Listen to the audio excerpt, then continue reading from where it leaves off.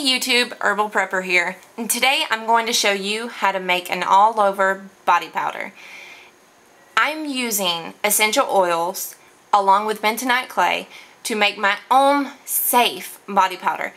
I do not use baby powders or anything like that, and the reason why I'm doing this recipe is because my husband came to me and said, I want something to help prevent chafing and help just for if he gets hot, because sometimes when you get hot you'll get sweat bumps or anything like that. And I told him, yeah, I have a body powder, and he said, well, I don't really want to smell like a girl, so can you make me something? And so I have rounded up some essential oils that I think he would like, ones that aren't too overpowering, although tea tree oil is very strong in its smell. If I don't use so much, it won't be very bad. It has a very clean scent to it, and bergamot has a citrus-like scent, so it's very light, whereas this has a little bit more of an overpowering smell, but not quite as bad as you would think. This is a scent that once you get to know, you'll be able to pick it out of anything. It's very undeniable as to what it is when you smell it. So it has many properties that my husband will actually benefit from. Everything from actual being a deodorant as far as bergamot goes, the antibiotic, antiseptic, analgesic, antispasmodic, to the tea tree oil being great for it's also a great antiseptic, great for as a fungicide, if he wants to put it on his feet, if he wants to put it on his chest, he can use it great for an antimicrobial. Really wherever he wants to put it, it's perfectly fine. And so let me come around here. Now I have already put about 2 tablespoons of bentonite clay. Oh, let me tell you a little bit about bentonite clay. This is an absolutely wonderful thing to have. It has many uses. You can take it internally, you can use it with water as a paste and use it on your face, you can use it as toothpaste, you can, let's see, use it as a powder. I mean, there are many.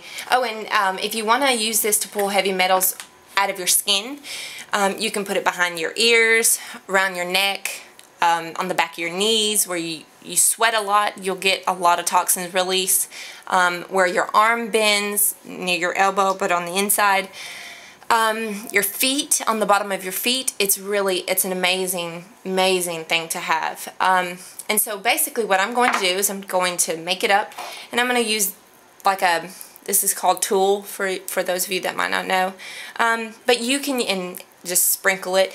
But for those of you that have an old baby powder bottle, or you want to make your own by taking an old like medicine bottle or drilling some holes in it, or using another mason jar or some type of makeshift thing like I have here, that's fine.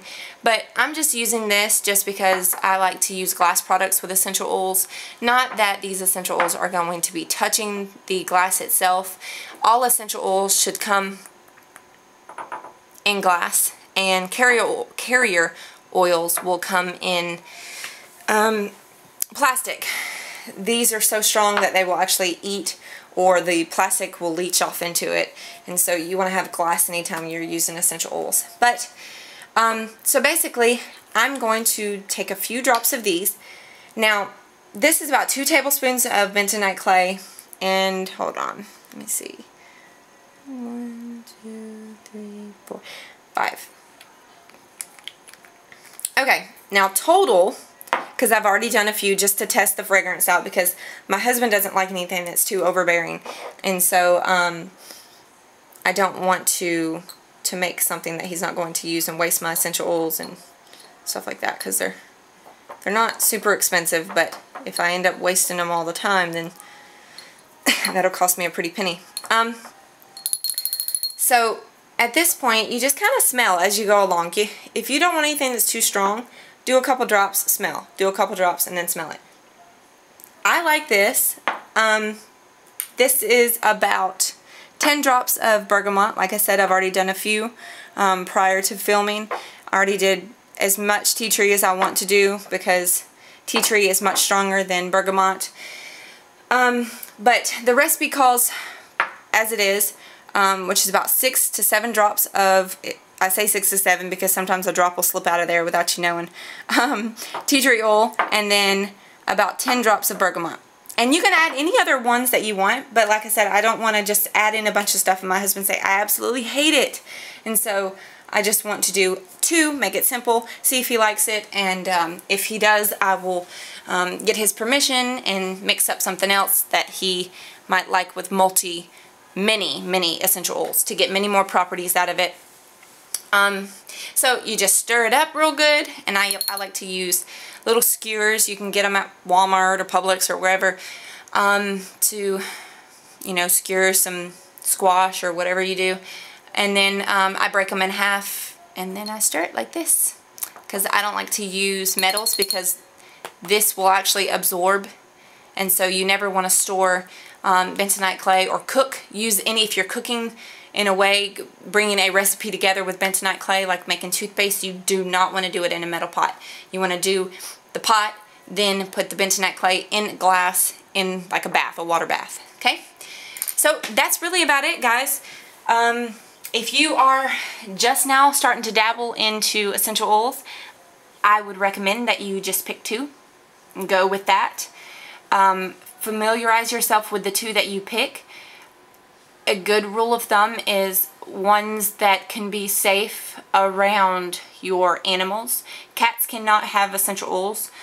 Their liver will not process it, so you can use essential oils on your animals except for your cats. Like your dog is perfectly fine with it. Lavender is great to prevent fleas. I'm all out of breath here. Let me see. It's great for cleaning. It's great for many different things. So if you're going to start off, me personally, I started off with lavender and tea tree, and that's because they had great multi-purpose for cleaning, for beauty care, for like if I were to get hurt or have bug bites, or if you have some type of cut that you want to have for an antiseptic, so you don't have to use Neosporin or anything like that, and you can also make your own Neosporin and stuff like that. It's great, guys. So just make sure you research, pick out something that's going to be worth your time and your money, and learn as much as you possibly can about it. And then that will give you the confidence to move into more essential oils. And I hope this video is a blessing to you and yours, and let me know what you guys think.